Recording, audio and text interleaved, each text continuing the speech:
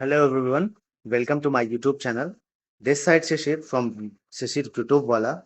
तो आशा करता हूँ दोस्तों आप मत होंगे, अपनी लाइफ को एंजॉय कर रहे होंगे दोस्तों। तो आज फिर से मैं आपके सामने प्रस्तुत हूँ एक नए टॉपिक के साथ और नई जोश और नई ऊर्जा के साथ। और जो भी दोस्त या भाई बहन D triple S B, UP TET, C TET और सुपर टेट की प्रिपरेशन कर रहे हैं, वो अपने इस यूट्यूब चैनल से बिल्कुल फ्री ऑफ कॉस्ट कर सकते हैं। और बिल्कुल ऑथेंटिक कंटेंट के साथ मैं पूरा सिलेबस कंप्लीट करा रहा हूँ और बिल्कुल जीरो से चीज़ें लेके कर रहा हूँ, ठीक है। तो यहाँ से क्वेश्चन आपके फंस जाने हैं, क्योंकि मैं एकदम जीरो से चीज़ों को ले रहा हूँ और पूरा अब तक ऊपर तक जा रहा हूँ, ठीक है। तो चलिए, आज मैं आपके सामने पॉलिटी का 7वां लेक्चर लेके आया हूँ, जिस टॉपिक का नाम है संघ और उसका राज्य क्षेत्र। जैसा कि आप लोग स्क्रीन पे देख पा रहे होंगे, संघ और उसका राज्य क्षेत्र, ठीक है। तो आइए, इसकी कुछ हिस्ट्री है, उसको देखते हैं हम लोग कि संघ और उसका राज्य क्षेत्र की हिस्ट्री क्या है। तो उसके बारे में कुछ देखते हैं हम लोग दोस्तों, कि जो संघ और उसका राज्य क्षेत्र है, पहली बार, ठीक है, फर्स्ट बार 1912 अंग्रेजी सरकार में भाषाई आधार पर 3 राज्य गठित हुए। पहली बार क्या हुआ था दोस्तों, कि पहली बार 1912 में अंग्रेजी सरकार में भाषाई आधार पर, मतलब भाषा के आधार पर 3 राज्यों का गठन हुआ। वो राज्य 3 कौन कौन से थे? बिहार था, उड़ीसा था और आसाम था, ठीक है। तो आई होप सो ये समझ में आ गया होगा। ये थोड़ा सा हिस्ट्री और बैकग्राउंड मैं आपके सामने क्रिएट करने चाह रहा हूँ। जो टॉपिक का नाम है संघ और उसका राज्य क्षेत्र, ठीक है। भाग 1 है, अनुच्छेद भाग 1 में अनुच्छेद 1 से 4 तक होते हैं, ठीक है। पहले ये याद रख लीजिए कि भाग 1 में अनुच्छेद 1 से लेकर अनुच्छेद 4 तक अनुच्छेद होता है, ठीक है। 4 अनुच्छेद है इसमें। और भाग 1 है, टॉपिक इसका नाम है संघ और उसका राज्य क्षेत्र, ठीक। तो 1912 में पहली बार अंग्रेज सरकार में भाषाई आधार पर 3 राज्यों का गठन हुआ। पहला था बिहार, दूसरा था उड़ीसा, तीसरा था आसाम। फिर 1936 में क्या हुआ कि सिंध का गठन किया गया दोस्तों, ठीक है। भारतीय संघ को वर्तमान रूप में लाने के लिए पहले ब्रिटिश भारत एवं देशी रियासतों का एकीकरण किया गया। तत्पश्चात भाषाई आधार पर राज्यों का पुनर्गठन किया गया। तो होता है क्या है उसके बाद दोस्तों, कि भारतीय संघ को वर्तमान रूप में लाने के लिए, मतलब प्रेजेंट जो रूप था, जो परिस्थितियां थी उस समय की, उसके अनुरूप लाने के लिए ब्रिटिश भारत एवं देशी रियासतों का एकीकरण किया गया। मतलब ब्रिटिश भारत और देशी रियासतों का एकीकरण कर दिया गया। उसके बाद क्या होता है कि भाषाई आधार पर पुनः राज्यों का गठन किया जाता है, ठीक है। आइए आगे देखते हैं। सरदार पटेल के नेतृत्व में रियासतों के एकीकरण के लिए एक मंत्रालय बना, ठीक है, जिसमें 552 देसी रियासतें थी, ठीक है। तो इतना याद रखिए कि सरदार पटेल के जो पहली पहली एक ही सरदार के पटेल के जी के जो नेतृत्व में पहली रियासतों का एकीकरण हुआ, उसके अंदर एक मंत्रालय बना, ठीक है। उस मंत्रालय के अंदर 552 देसी रियासतें थी, ठीक है। कितनी? 552। सभी रियासतों ने भारत में विलय करते हुए संविधान को मानने का संकल्प लिया, परंतु 3 रियासतों ने इनकार कर दिया। जो भी रियासत थे, टोटल 552 रियासत थे, तो सभी रियासतों ने क्या किया कि भारत में विलय करना चाहा कि हम भारत भारत के लोग हो जाएंगे, ठीक है, या भारत के देशी रियासत हो जाएंगे। पर 3 रियासत ऐसे थे जिन्होंने इनकार कर दिया कि नहीं, हम भारत में, भारत के संविधान में या भारत देश में नहीं विलय होंगे। तो आइए वो देखते हैं कौन कौन से थे। जूनागढ़ था, ठीक है, हैदराबाद था और जम्मू कश्मीर, ठीक है। तो ये उतना इंपॉर्टेंट नहीं है, ये अपर एग्जाम के लिए इंपॉर्टेंट है। जूनागढ़ जनमत संग्रह द्वारा मिलाया गया भारत में। हैदराबाद शक्ति पुलिस का प्रयोग से मिलकर मिलाया गया। जम्मू कश्मीर को हरि सिंह ने भारत में विलय किया, ठीक है। तो ये फैक्ट है कुछ, जो कि अपर एग्जाम लायक यूपीएससी पीसीएस में ये सब फैक्ट पूछे जाते हैं एसएससी में, ठीक है। आइए आगे देखते हैं क्या है। भारत में नए राज्यों के गठन की मांग हो रही थी, इसी पर विचार करने के लिए, मतलब जो 3 राज्य मना किए थे, भारत में नए राज्य का गठन करने की मांग हो रही थी, इसी पर विचार करने के लिए, ठीक है। 1948 में एस के धर आयोग होता है, एक एस के धर आयोग था। उन्होंने कहा कि भाषा के आधार पर राज्यों का पुनर्गठन न हो और इसका विरोध किया, ठीक है। मतलब 1948 में एक एस के दर आयोग नाम बना, एक आयोग बना। उन्होंने ये कहा कि जो कि राज्यों का गठन भाषा के आधार पर हो रहा है, उसके आधार पर न हो, और उन्होंने इसका विरोध किया, ठीक है। 1948 में जेवीपी समिति बनी, ठीक है। नेहरू, पटेल और पट्टारमैया सीता थे कि दर आयोग के निर्णय की समीक्षा की एवं राज्यों के पुनर्गठन के लिए भाषा के आधार को स्वीकार नहीं किया। तो जेवीपी समिति थी, जिसमें जवाहरलाल नेहरू थे, वल्लभ भाई पटेल थे, और पट्टारमन जी भी थे। ठीक है, तो इन्होंने क्या किया कि दर आयोग के निर्णय की समीक्षा की, मतलब जो भी आयोग बना था उसका समीक्षा की एवं राज्यों के पुनर्गठन के लिए भाषा के आधार को स्वीकार नहीं किया। मतलब कि भाषा कोई ऐसा आधार नहीं होगा कि जिसपे राज्यों का, मतलब जिसपे राज्य बने, भाषाई आधार पर राज्य बने। ठीक है, आधार क्या हो, मतलब उनके द्वारा आधार क्या हो, देश की सुरक्षा, एकता, अखंडता और समानता। मतलब उनका ये कहना था कि जो भी राज्य का गठन होगा वो भाषाई के आधार पर न होके, भाषा के आधार पर न होके, देश की सुरक्षा, एकता, अखंडता और समानता के आधार पर है राज्यों का गठन। ठीक है, अब आगे देखते हैं। इधर मद्रास में पोट्टी रामुल्लू, ठीक है, पोट्टी रामुल्ली के नेतृत्व में तेलुगु भाषा वालों के लिए एक नए आंध्र प्रदेश के गठन हेतु आंदोलन चल रहा था। उधर मद्रास में पोट्टी रामुल्लू के नेतृत्व में, इन्हीं के लीडरशिप में, मतलब तेलुगु भाषा, भाषा के आधार पर एक तेलुगु भाषा आंध्र प्रदेश के गठन हेतु आंदोलन चल रहा था। ठीक है, इसी में उसके बाद मजबूरी में उनकी मृत्यु हो जाती है पोट्टी रामुल्लू की। ठीक, अब आइए आगे देखते हैं। 10 अक्टूबर 1993, मतलब 1 अक्टूबर 1953 में आंध्र प्रदेश का गठन हो जाता है। ठीक है, तेलुगु वालों को इसमें अलग कर दिया गया। ठीक है, 1 अक्टूबर 1953 में आंध्र प्रदेश का गठन हो जाता है। भाषा के आधार पर गठित होने वाले राज्य थे। ठीक है, पहला राज्य था, राज्यों के पुनर्गठन पर फजल अली सदस्य थे।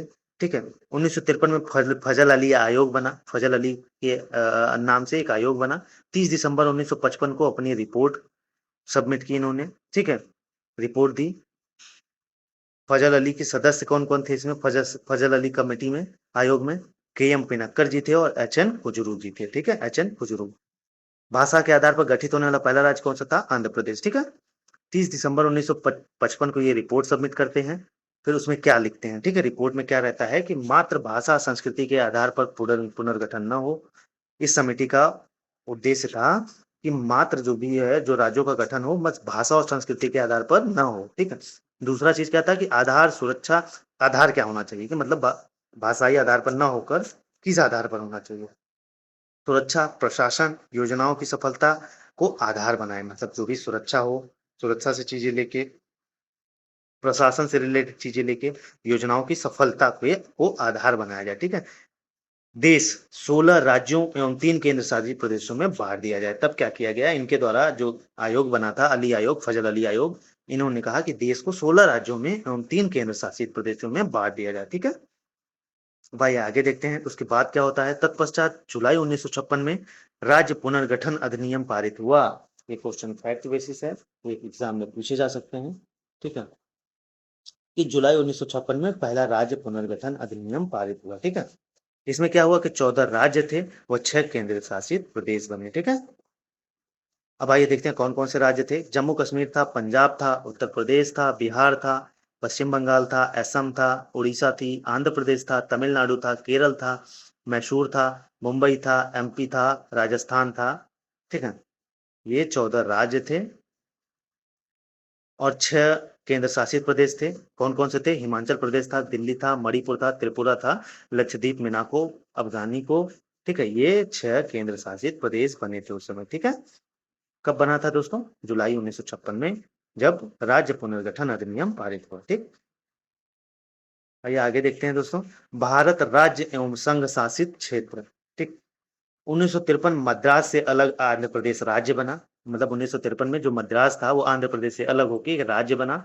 1956 में केरल, कोच्चिन प्लस त्रावणकोर और मिश्रा करके एक, मिथिरा करके एक था, वो तीनों मिलके एक केरल राज्य बना। ठीक है, 1960 में बंबई बना, गुजरात और महाराष्ट्र को मिला के उसका गठन हुआ। ठीक है, मुंबई का।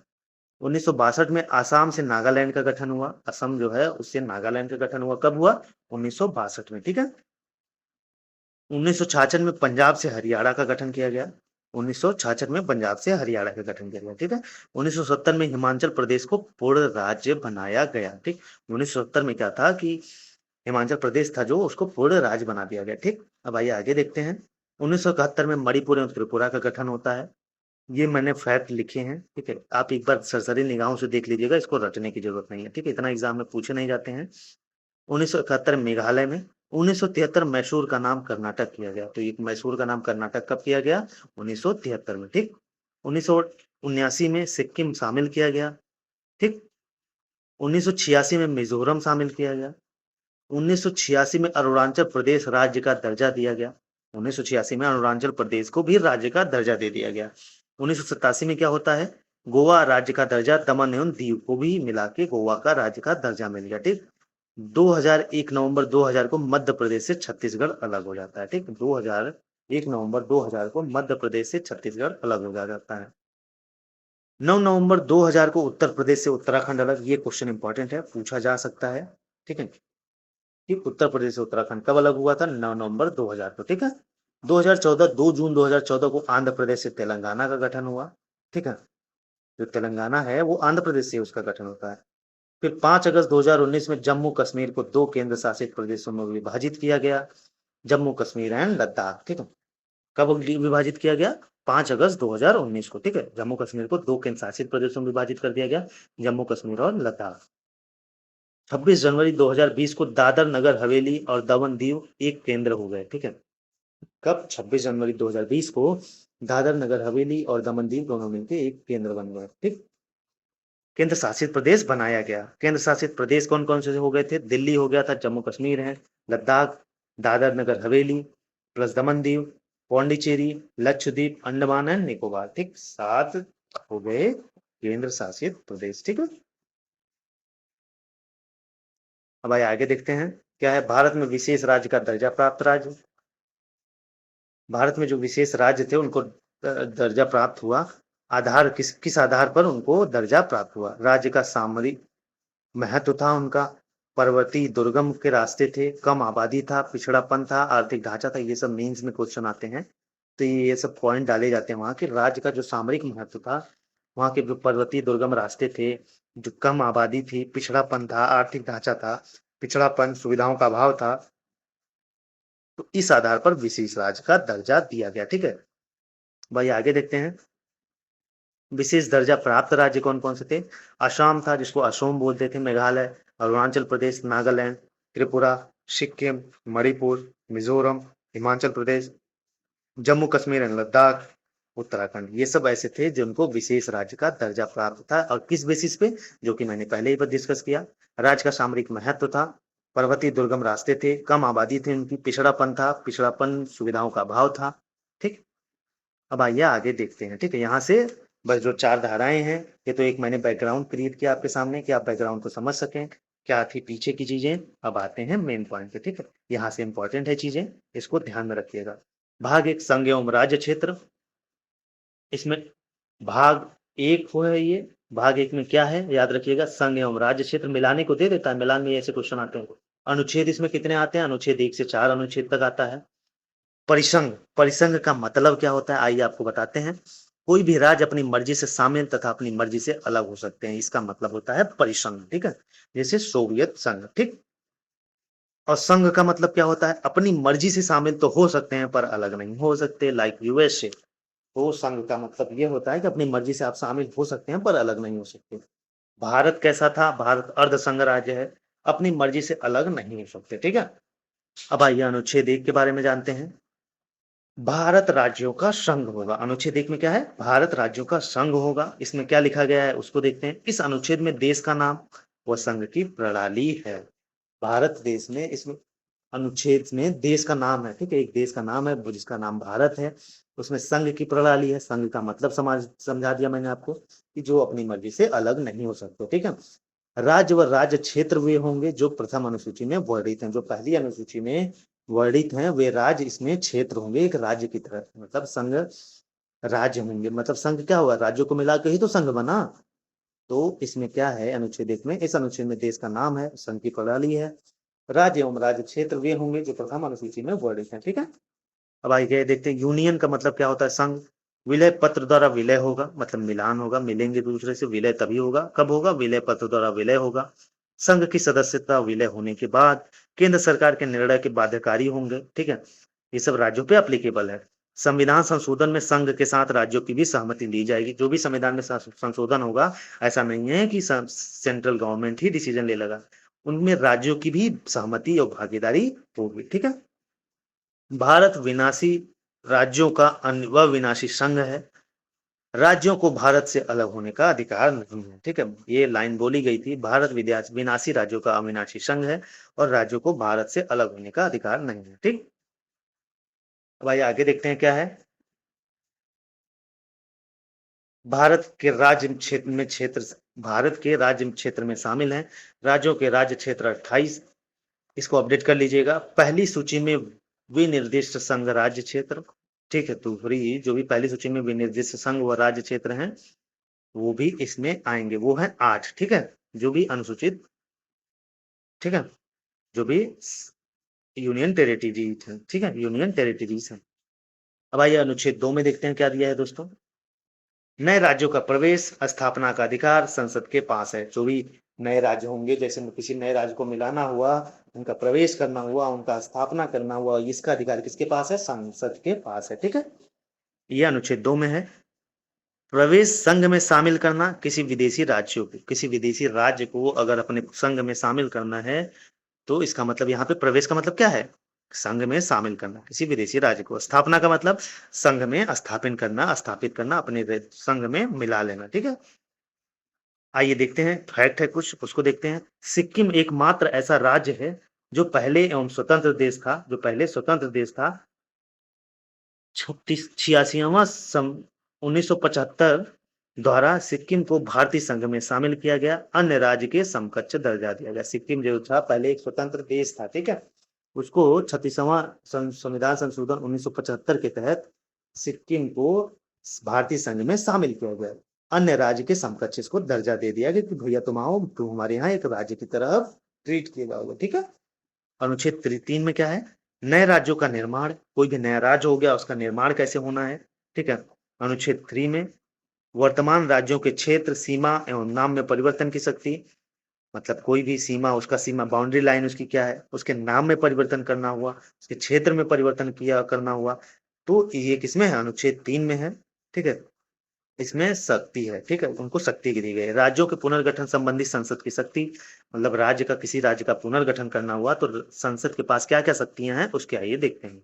किसी राज्य से उसके क्षेत्र का अलग कर सकती है, किसी राज्य को उसके क्षेत्र से अलग, जैसे राज्य हो गया, ठीक है, उत्तर प्रदेश राज्य हो गया, उसके किसी एक हिस्से को उठा के अलग कर दिया, किसी एक डिस्ट्रिक्ट को अलग कर दिया, ठीक है, या किसी और में मिला दिया, तो ये इसका संसद के पास अधिकार है। ठीक है, या दो से दो अधिक राज्यों के भागों को मिलाकर किसी राज्य क्षेत्र को किसी भाग से मिलाकर नए राज्य का निर्माण कर सकती है। जैसे मान लीजिए कोई दो क्षेत्र हुआ उत्तर प्रदेश का, कोई दो क्षेत्र हुआ एमपी सटा हुआ है, तो दोनों को मिला के एक नए राज्य का गठन हो सकता है। ठीक है, तो इसकी भी पावर संसद के पास है। ठीक, किसी राज्य के क्षेत्र को बढ़ा सकती है, बिल्कुल भाई, किसी राज्य का क्षेत्र हुआ उसको बढ़ा सकती है, उनकी सीमा बाउंड्री लाइन उसको बढ़ा सकती है। ठीक है, किसी राज्य के क्षेत्र को घटा सकती है, बिल्कुल घटा भी सकती है, उसकी बाउंड्री को कम कर सकती है, किसी दूसरे राज्य में मिला के इसको कम कर दे।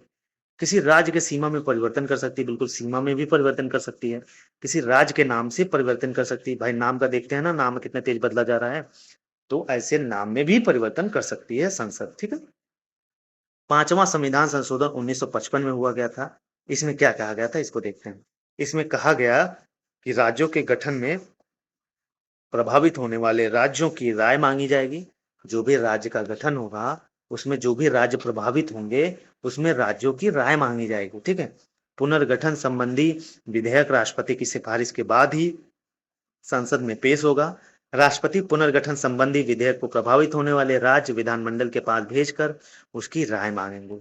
सीधी सी बात है, इसको समझिए, बट टिपिकल मत करिए। ठीक है, इसमें यह कहा गया कि जो कि राज्यों का गठन, जैसे मान लीजिए किसी नए राज्य का गठन होना हो सकता है भाई, कुछ एमपी वाले के हिस्से में जो भी क्षेत्र हैं उसके मिला दिए जाए यूपी में, तो यूपी भी तो प्रभावित हो रहा है, एमपी भी प्रभावित हो रहा है, तो ठीक है, तो जैसे एमपी प्रभावित हो रहा है तो एमपी की भी राय मांगी जाएगी इसमें पुनर्गठन में। ठीक है, और राष्ट्रपति की सिफारिश के बाद ही संसद में ये चीज पेश होंगी और राष्ट्रपति पुनर्गठन के संबंधी हेतु इस विधेयक को प्रभावित, मतलब इफेक्ट होने के लिए, लागू होने के लिए ये विधानमंडल के पास भेजकर उनकी राय मांगेंगे। ठीक है, तभी जाके वो नया राज्य बन जाएगा। ठीक, 18वां संविधान संशोधन 1966 में क्या कहा गया कि यदि प्रभावित होने वाले क्षेत्र संघ राज्य क्षेत्र हैं तब राष्ट्रपति पर यह बाध्यता लागू नहीं होगी कि वे पुनर्गठन संबंधी विधेयक पर संघ राज्य से राय लें।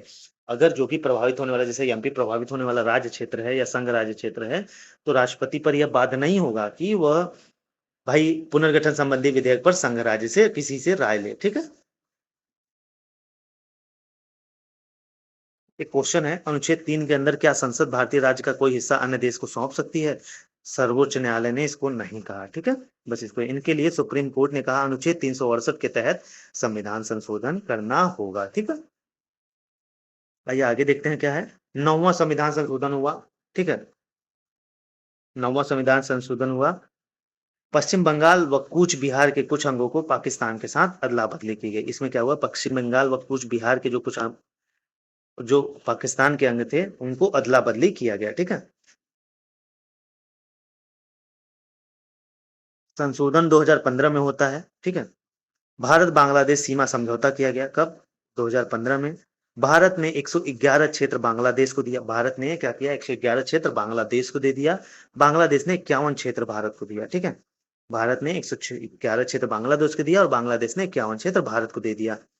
इस अदला बदली से भारत बांग्लादेश सीमा विवाद हल हो गया। मतलब भारत सीमा विवाद था बांग्लादेश और भारत के बीच, कि भारत वालों ने कहा कि भैया ऐसा है कि जो विवाद है, एरिया है, वो कुछ आप ले लीजिए और कुछ हमको दे दीजिए हमारे एरिया। ठीक है, तो अदला बदली हुई और सीमा विवाद का हल हो गया। ठीक, यदि सरकार सीमा विवाद सुलझाने के लिए किसी देश के साथ समझौता करती है और यह किसी अंतर्राष्ट्रीय अधिकरण को सौंप दिया गया है, तब ऐसे समझौते को लागू करने के लिए किसी संविधान संशोधन की आवश्यकता नहीं है।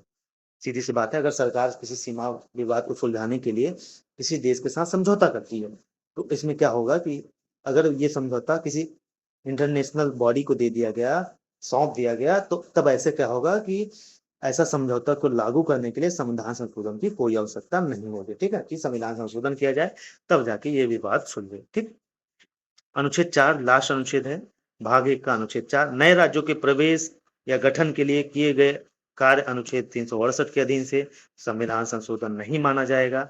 यह कार्य संसद साधारण बहुमत से करती है। ठीक, इसमें क्या कहा गया कि नए राज्यों का जो प्रवेश होगा या गठन होगा, उनके लिए अनुच्छेद 368 के अधीन से संविधान का संशोधन नहीं माना जाएगा। मतलब 368 के तहत नहीं माना जाएगा कि संविधान में संशोधन हुआ है। ठीक है, यह जो कार्य होगा यह संसद साधारण बहुमत से पेश करेगी या कार्य करेगी। ठीक है, उसको संशोधन के अंतर्गत 368 के तहत नहीं माना जाएगा। ठीक, तो ये था हमारा पहला टॉपिक, संघ और उसका राज्य क्षेत्र, जो कि धीरे धीरे से ये हमारा लेक्चर 7वां है। और जिन्होंने पुराने लेक्चर्स नहीं देखे, मैंने प्लेलिस्ट बना दिया पॉलिटी की, ये सभी एग्जाम्स के लिए इक्वल इंपॉर्टेंस है। आप जाके सारे वीडियोस को देख सकते हैं। और हाँ, इसकी पीडीएफ पाने के लिए हमारा टेलीग्राम चैनल ज्वाइन कर लीजिए, शिशिर यूट्यूब वाला। बाकी मैं डिस्क्रिप्शन में लिंक दे दूंगा, आप वहां से ज्वाइन कर सकते हैं और पीडीएफ को फ्री ऑफ कॉस्ट पा सकते हैं। ठीक है, इसका कोई पेमेंट नहीं है, कोई पेड फीस नहीं है। मैं बिल्कुल फ्री ऑफ कॉस्ट में ऐसी आपको चीजें कंटेंट दे रहा हूँ, बिल्कुल जीरो से लेके आपको चीजों को समझाने की कोशिश कर रहा हूँ। एकदम आसान भाषा में चीजों को लिखा हूँ। तो आई होप सो कि वीडियो आपको पसंद आएगा।